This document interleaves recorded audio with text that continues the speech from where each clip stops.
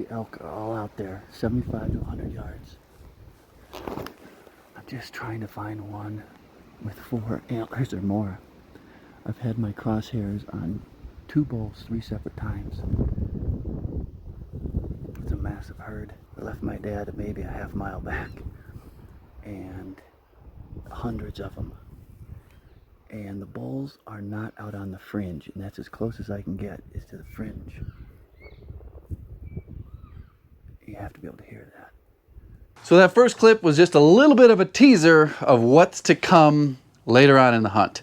See, we have a situation. There were many massive fires in Colorado, and still at the first week, going into the second week of November, November 9th, they still have huge sections of national forests that are closed. So I got a little map here just to give you an idea of what we're working with here.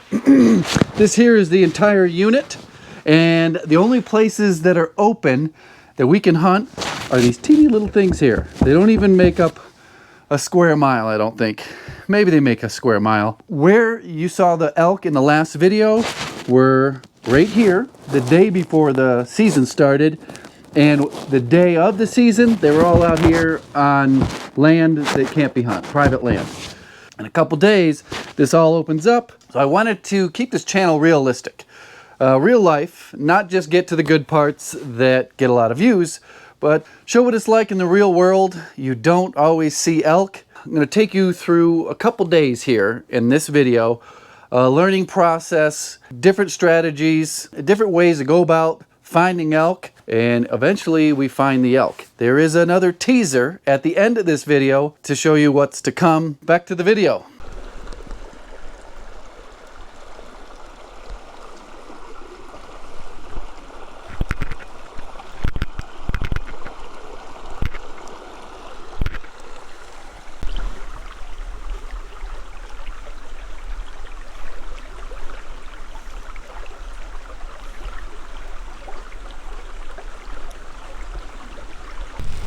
Well, the storm's just about here. No more blue sky. The wind is starting to pick up. It should start snowing any minute. I think I'm going right up here and sit for a while, see if anything comes out moving across here. There's a natural little valley right there where they would come this way. Here's the setup. I've got, I can see quite a ways all the way around me.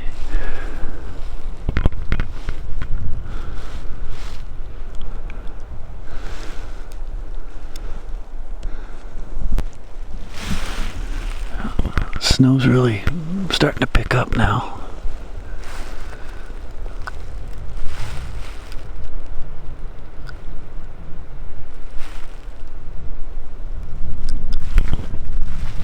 Haven't seen anything.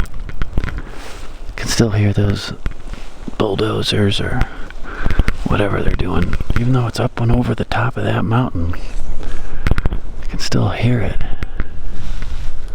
I think it's far enough away that it wouldn't impact the elk that much.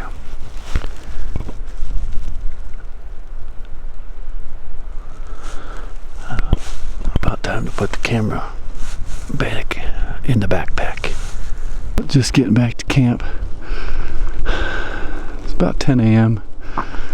and I'm gonna get something to eat and come up with another plan for the rest of the day. Probably gonna have to fire up the generator since we obviously have no solar power. Got clouds moving just through that mountain there. Gonna get the battery topped off, some warm food, and go back at it. Had a little bit more snow, not as much as they said we were gonna get, but I am in a 1 square mile national forest. Still haven't seen anything yet today, but came through this area, found quite a bit of rubs here. Some more over in that tree. right there. Yeah, I'll take you over to this other tree.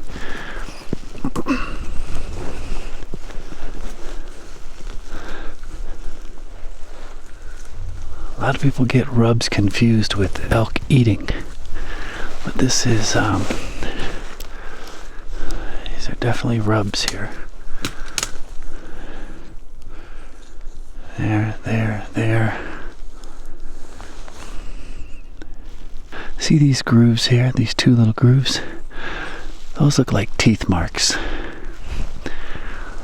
Not antler rubs. That's kind of what we're looking for. That kind of dates the time that they're here. If they're eating the aspen, it means that the grass is all dried up and no good anymore. Could be rubs too. So this one here is definitely from this year. That's my educated guess. You can see how it just looks fresh. And this is either an elk or a bull moose. So it gets all the way up into here. All the way up into here. This is definitely not a deer, because this is over 6 feet tall right here. Bull moose or bull elk.